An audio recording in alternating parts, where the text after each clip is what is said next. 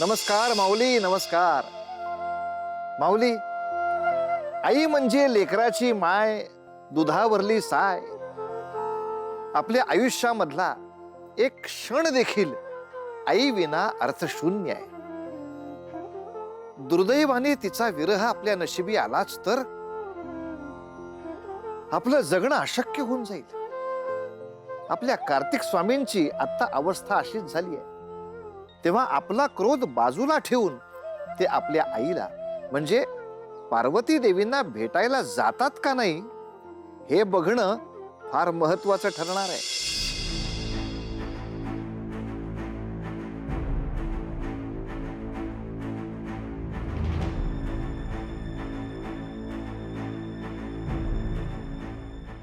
स्वामी स्वामी, अहो काय हा चमत्कार.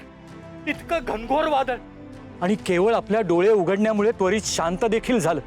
निश्चित याचे कारण आपल्या मनातील अस्वस्थता तर नसावी, ती आपण शांत करावी. नाहीतर समस्त सृष्टीचा प्रलय होईल स्वामी, प्रलय होईल. हे सर्व का घडते आहे याचं उत्तर मी देखील शोधत आहे, परंतु माझं चित्त देखील शांत होत नाही. सतत काहीतरी खुणवतंय मला. एक अनामिक ओढ निर्माण झाली आहे जी मला आकर्षित करत आहे कैलास भूमीकडे. माझे मन तिकडे खेचले जात आहे. तिन्ही त्रिकाळी माता पार्वतीने केलेला माझ्या नावाचा धावा मला ऐकू येतो. असे वाटते की ती सतत बोलवत आहे. सत्यव्रत, तिच्या डोळ्यातली व्याकुळता आता मला शांत होऊ देत नाही. स्वामी, आपल्याला चंचलपणा सोडावा लागेल. आपल्याला शांतच व्हावं लागेल स्वामी, शांतच व्हावं लागेल. म्हणूनच सत्यव्रत मी निर्णय घेतला आहे. मी कैलास भूमीवर परत जाईन. मी पुन्हा कैलास भूमीवर जाण्याचा निर्णय घेतला आहे.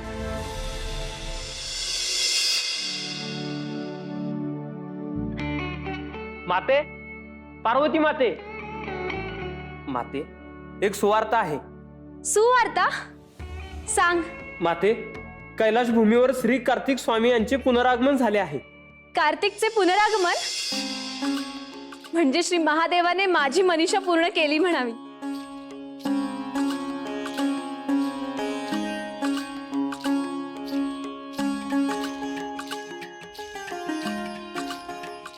कार्तिकेय, माते,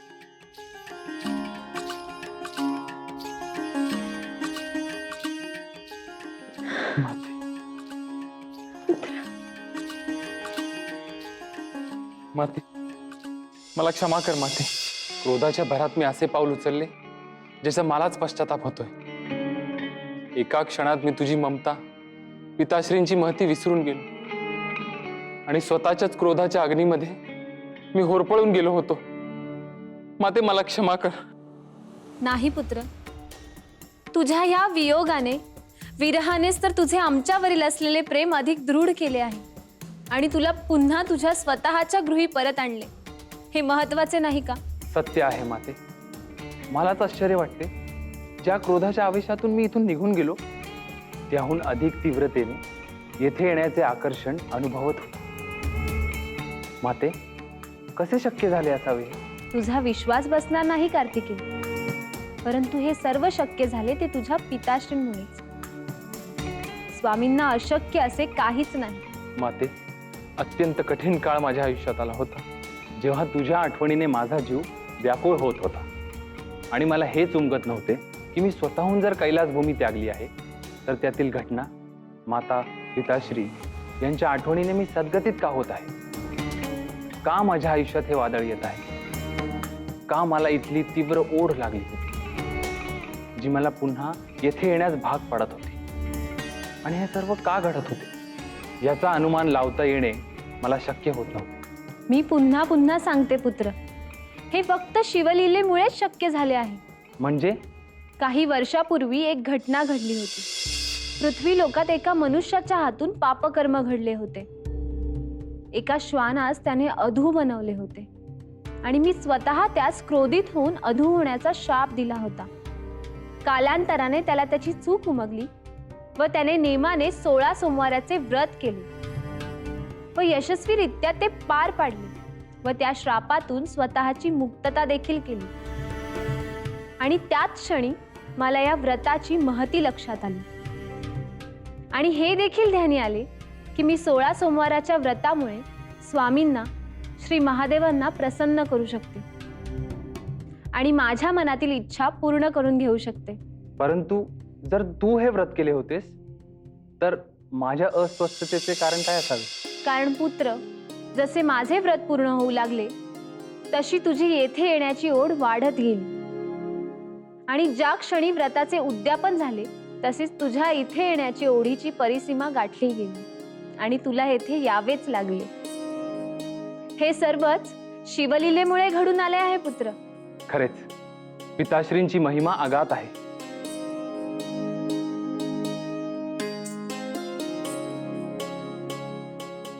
आज एका मातेची तिच्या पुत्र भेटीची इच्छा पूर्ण झाली. हा हर्षवायू असाच राहो.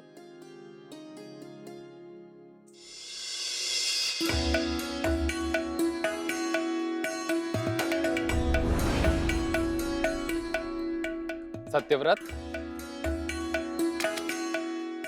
स्वामी, स्वामी आपण इथे कसे? आपण कैलासावर परतला होतात ना, मग पुन्हा इथे कसे? का मला पुन्हा इथे येण्यास मजाव करण्यात आला आहे की काय? छे छे, तसे नव्हे स्वामी, परंतु मला चिंता वाटली की आपण पुन्हा माता पार्वती आणि श्री महादेव यांच्यावर क्रोधित होऊन नाही परतलात ना? नाही सत्यव्रत, तुझ्या मनातली शंका निराधार आहे. परंतु मी येथे फक्त तुझी भेट घेण्यास आलो आहे. खरंच?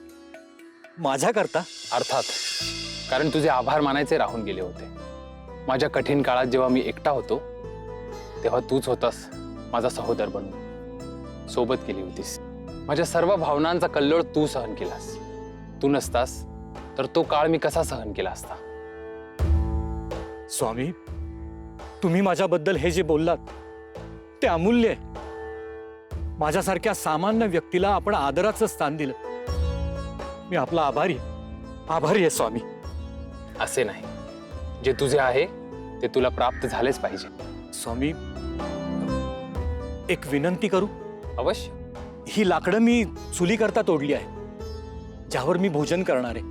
आज माझ्या घरी आपण भोजनाकरता आलात तर आजन्म ऋणी राहीन मी आपला. का नाही? जर असे घडले तर भाग्यवान समजेन मी स्वतःला. स्वामी,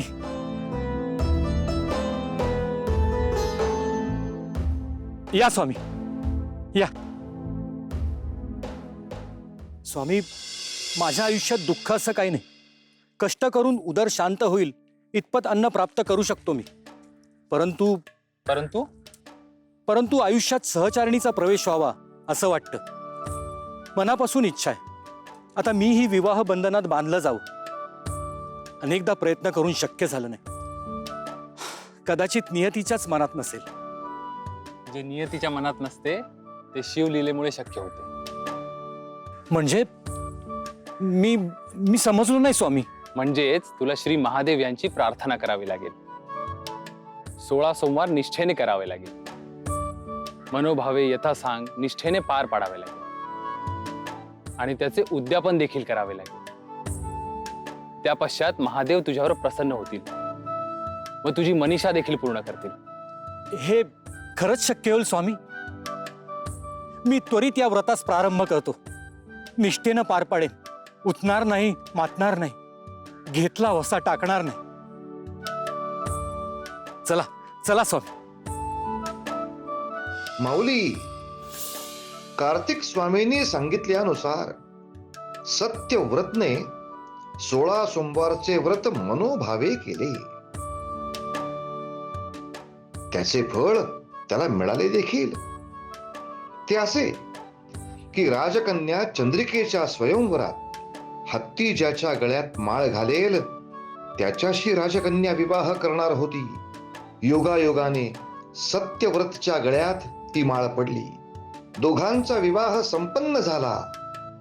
चंद्रिका सत्यव्रतच्या घरी राहायला आली. संसार फुलला, पुत्र झाला.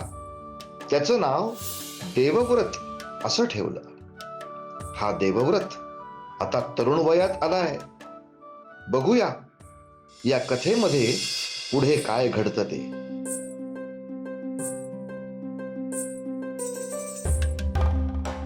अहो अहो काय करताय? कुणी बघेल ना. अगं असू दे, हे माझं प्रिय कार्य आहे. हे पुण्य माझ्यापासून हिरावून घेऊ नको. आपल्या विवाहास इतकी वर्षे झाली, पण तुमची ही सवय काही अद्याप गेलेली नाही. ज्या व्यक्तीमुळे आपल्या आयुष्यास पूर्णत्व लाभले तिच्यावर प्रेम करणं कसं विसरू शकेन मी. मला तर अगदी स्वप्नवत वाटते. इतक्या मोठ्या राज्याची तू राजकुमारी आणि माझ्यासारख्या सामान्य व्यक्तीच्या प्रेमात पडलीस. आपला विवाह झाला.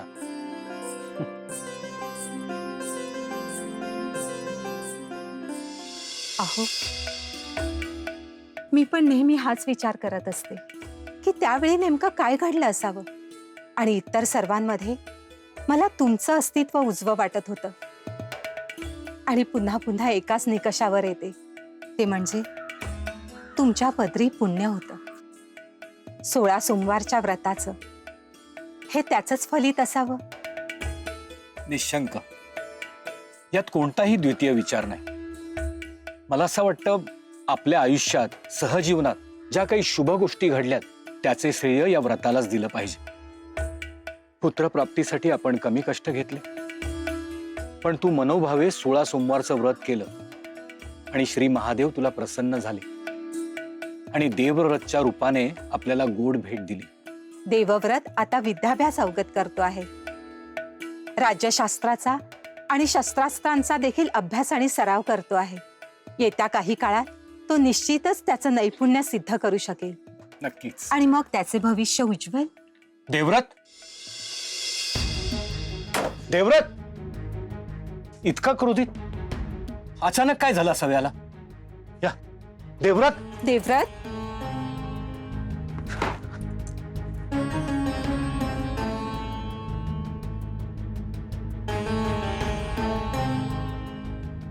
पुत्र देवव्रत, असा क्रोधित होऊन घरी का परतलायस? ही पगडी भिरकावून देणे म्हणजे तिचा अपमान आहे. केवळ विद्या विभूषितांनाच ती अवगत होते जी तू प्राप्त केलीयस. विद्येचा असा अपमान करणार आहेस तू? पिताश्री, आता हे सर्व मला असह्य होऊ लागलंय. मला कुठलीही विद्या नको, कुठलेही गुरुकुल नको. जिथे माझ्या विचारांची आणि कल्पनांची केवळ चेष्टा केली जाते तिथे मी जाऊच इच्छित नाही. म्हणजे नेमके काय झाले? पिताश्री, आज मी असे सुचवले की एखाद्या राज्याच्या विकासासाठी प्रयत्न करण्यासाठी असे निर्णय घेतले पाहिजेत की तेथील व्यवसायाला उत्तेजना मिळेल, जेणेकरून तेथील प्रजा स्वावलंबी होईल आणि राज्यावरील अवलंबत्व कमी होईल. आणि तेव्हाच तर ते राज्य स्वयंपूर्ण होईल. तर ह्यावर सर्व सहाध्यायी हसू लागले, चेष्टा करू लागले. आणि साक्षात गुरुजींनी त्यांच्या समोर माझा पाण उतारा केला. आणि म्हणूनच मी ठरवलं की मी माझे नैपुण्य सिद्ध करूनच दाखवेन. शांत हो पुत्र. एक दिन नक्कीच असा उजाडेल की जेव्हा तुझं हे स्वप्न पूर्ण झालेलं असेल. पण त्यासाठी तुला एक आगळी साधना करावी लागेल. होय पुत्र, तुझी इच्छा, तुझं हे स्वप्न जर पूर्ण व्हावं असं तुला वाटत असेल तर त्यासाठी तुला देखील 16 सोमवारचं व्रत करावं लागेल. 16 सोमवारचे व्रत? होय, हे असे एकमेव व्रत आहे ज्यामुळे तुला श्री महादेवांचा आशीर्वाद लाभेल आणि तुला जे हवे ते प्राप्त होईल. पिताश्री, ह्या कुठल्या भ्रामक कल्पना मनात बाळगतात? असं देवाचे व्रत करून काही इच्छा पूर्ण होतात का? आणि मला तर देवाचा नाही, महाराजांचा धावा करणं गरजेचं आहे. कारण त्यांची कृपा असेल तरच मी राज्यकारभार सांभाळू शकतो. पुत्र, उगाच असा अगतिक होऊन विचार करू नकोस. ऐक माझे, ह्या व्रताचा वसा घे आणि न उठता न मातता हे व्रत पूर्ण कर. माते, मी तुम्हाला अखेरचे सांगतो, मी कोणताही वादविवाद घालू इच्छित नाही. मी आता त्या मनस्थितीत देखील नाही. मला प्रवासाला जाण्यासाठी सज्ज व्हायचे आहे. तरच मी महाराजांची भेट घेऊ शकेन. समजले? पुत्र,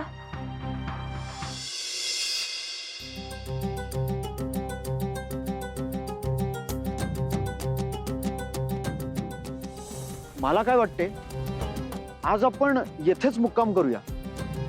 ही जागा मला योग्य वाटते आहे. म्हणजे सकाळी येथे स्नान वगैरे आटपून पुढच्या प्रवासास निघता येईल.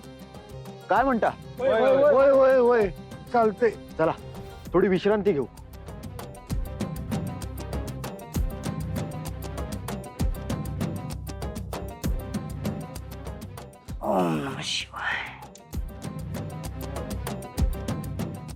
आज खूपच लांबचा प्रवास झाला. काय मग दादा, तुम्ही कुठं निघालात? शेजारच्या गावी आमचे नातेवाईक राहतात. त्यांच्या शेतावर कोणतरी जाणून बुजून शिरकाव केलाय आणि त्या शेतावर अधिकार बी दाखवू पाहतायत. त्याचा सोक्ष लावायला जातोय. हे व असे अनेक प्रश्न आहेत ज्यात राज्यघटनेनुसार विचार आणि बदल होणे आवश्यक आहे. आपल्या शेतकरी आणि कनिष्ठ घटकास कोणतेही संरक्षण नाही, अधिकार नाही. आणि त्यामुळे जर त्यांच्यावर अत्याचार झाले तर ते कोणाकडे दाद देखील मागू शकत नाहीत. काय रे पोरा, कोण रे तू आणि कुणीकडे चाललास? मी देवव्रत.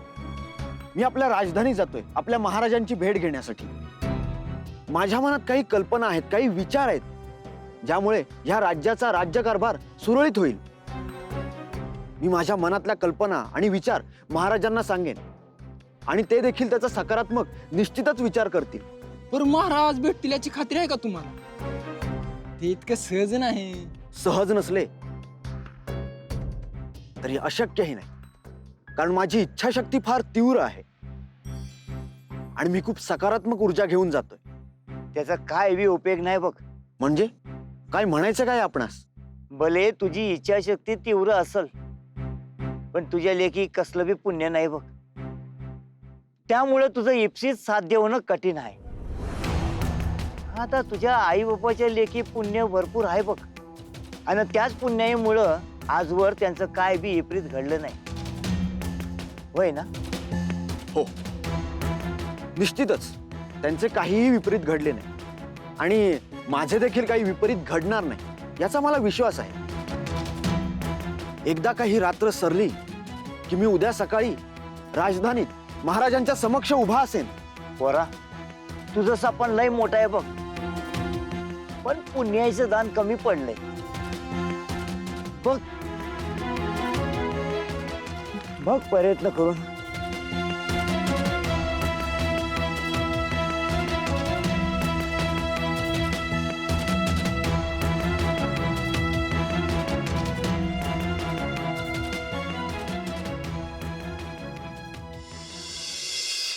माऊली, कुठल्याही मनुष्याच्या मनामध्ये काय घडतंय हे ओळखणं एक वेळ शक्य आहे, पण ईश्वराच्या मनात काय चालू आहे हे ओळखणं महाकठीण.